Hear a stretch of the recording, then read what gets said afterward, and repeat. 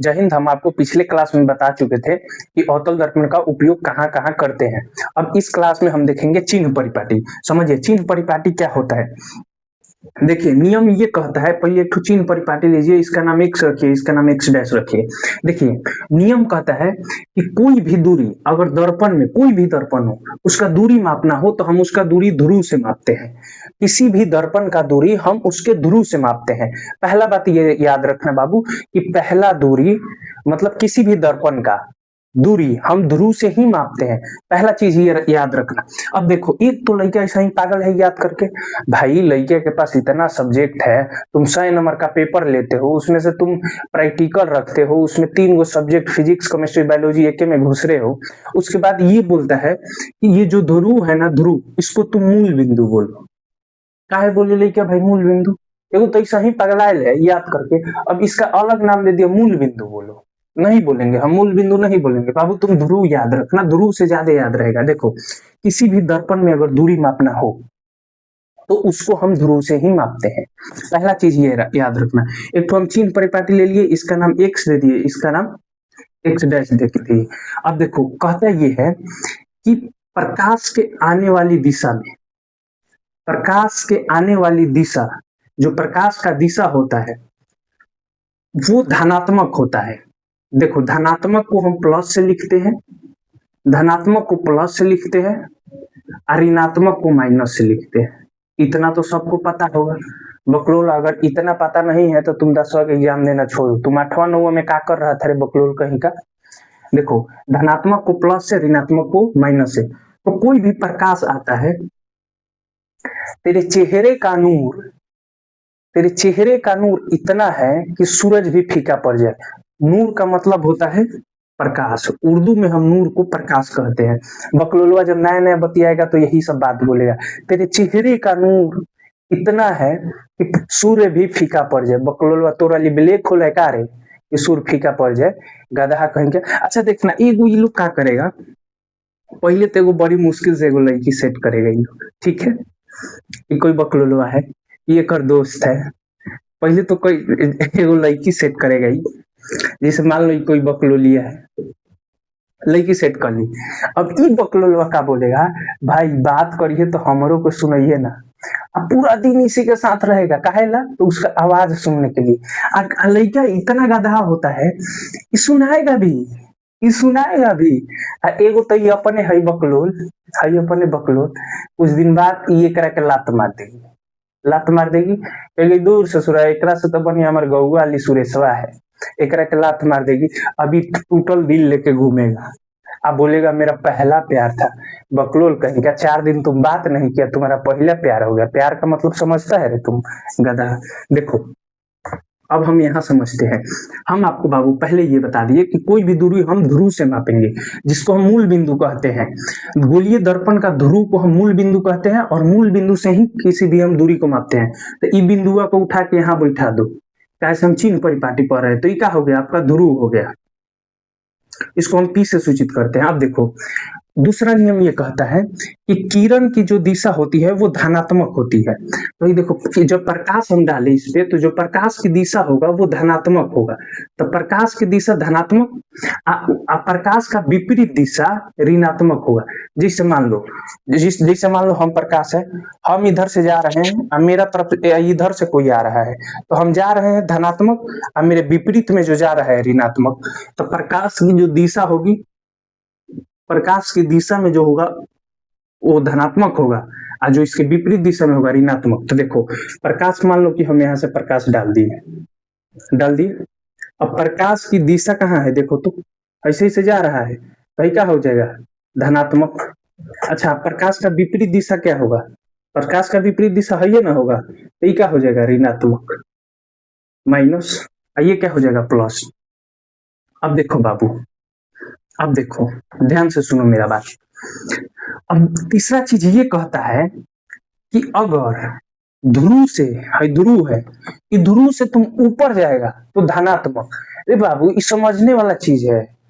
ध्रुव से तुम ऊपर जाएगा तो धनात्मक, नीचे जाएगा तो ऋणात्मक। अच्छा एक बात बताओ, तू जमीन पर खा रहे और तुम छत पर जाएगा तो क्या हुआ, धनात्मक। तुम ऊपर गया, कहे से तुमको छत पे जाना था तो तुम धनात्मक है ना चढ़ रहा है भाई, तुम्हारे लिए सहूलियत है। और जमीनवा खोद के नीचे जाएगा तो ऋणात्मक हो गया, चाहे तुमको जाना था छत पे, तुम जा रहा है नीचे तो ऋणात्मक हो गया ना। वैसे ही याद रखो, ये ध्रुव है, एक और ऊपर हम जाएंगे तो क्या हो जाएगा, धनात्मक। नीचे आएंगे, नीचे आएंगे तो क्या हो जाएगा, ऋणात्मक। तो भी याद रखो। अच्छा एक बात बताओ, हम कोई भी दर्पण बनाते हैं, जिसे है देखो, है इसको हम बोलते हैं, देखो पहले तुम गोला लो, क्या हो गया, गोलीय दर्पण। इसी को काट देगा तो एक दो गोले क्या बन जाएगा, एगो हई हो जाता है उत्तल दर्पण, एगो हो जाता है अवतल दर्पण। अवतल दर्पण, अब देखो हम उत्तल दर्पण में, हम आपको बताया है उत्तल दर्पण पेट फेंकले होता है, अवतल दर्पण पेट नहीं फेंका होता है। सॉरी, अवतल दर्पण पेट पचका होता है, ठीक है। अगर हम इस पे प्रकाश डालेंगे, इस पे प्रकाश हम डालेंगे तो देखो, तो प्रकाश हम बाएं साइड से डाल रहे हैं कि नहीं, इस पे भी प्रकाश डालेंगे तो बाएं साइड से ना डाल रहे हैं, जैसे कि है एक वक्रता केंद्र होता है, फोकस होता है, हेकर है वक्रता केंद्र होता है, आई फोकस होता है। तो अब बताओ, हम इस पे अवतल दर्पण पे प्रकाश डालते हैं तो बाएं साइड से डाल रहे हैं कि नहीं, तो बाएं साइड से जो होगा वो धनात्मक होता है, और जो दाएं साइड में आएगा वो ऋणात्मक होता है। तो अवतल दर्पण इस हिसाब से क्या हो जाएगा, अवतल दर्पण इस हिसाब से ऋणात्मक हो जाएगा। अब सुनो, चाहे देखो यहाँ से इतना समझाना। अब देखो, अब हम बाबू तुमको बताएं कि जो ऊपर जाएगा तो धनात्मक होगा और नीचे जाएगा ऋणात्मक होगा। तुम इतना बात समझ गया। ध्रुव है, मान लो ध्रुव है, कोनो दर्पण है, एकरा से तुम ऊपर जाएगा तो प्लस में और नीचे जाएगा तो माइनस में, याद रखो। अब देखो बाबू, अब देखो, तब इसको हम हटा देते हैं। अब तुम चिन्ह परिपटिया में समझो, यहाँ पे समझो, हटाओ। अब क्या करो तुम, हई अवतल दर्पण है, हई अवतल दर्पण है ना, एकरा के उठा के लिया के हेजवा बैठा दो। जैसे देखो ये है, इसको यहाँ बैठाओ, बैठा दिए। अब अवतल दर्पण का फोकस कहाँ है, यहाँ है, इसका वक्रता केंद्र यहाँ है। अब हमको बता बाबू, इसको हम कलई कर देते हैं। अब बताओ तुम, अब बताओ, हम तुमको ये बताए थे कि माइनस होता है, इसको हम बताए थे कि प्लस होता है। अब हम तुमसे पूछे कि बबुआ, अवतल दर्पण का फोकस दूरी, जो फोकस होता है और वक्रता केंद्र होता है, ये धनात्मक होता है कि ऋणात्मक होता है। देख अनहरा तू नहीं, देख यहाँ, ये तो हम पूरा एरिया तुमको चार्ट में बता दिए कि माइनस होता है, ये प्लस होता है। अब हम उत्तल दर्पण के यहीं लेके रख दिए, ये इसी पे रख दिए। अब देखो तो, एक है फोकस दूरी, है क्या है, ध्रुव है। अब एक है फोकस दूरी हो गया, है फोकस हो गया, है वक्रता केंद्र हो गया।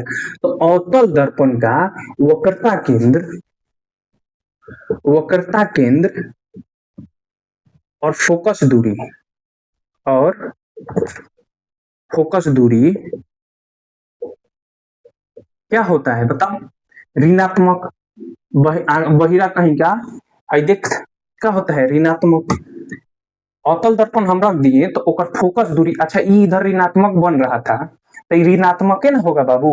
अब तुम यहीं पे उत्तल दर्पण रखो, ले हेकरा के उठा के हेजवा चिपकाओ, हेजवा चिपकाए, कंफ्यूज नहीं होना बाबू।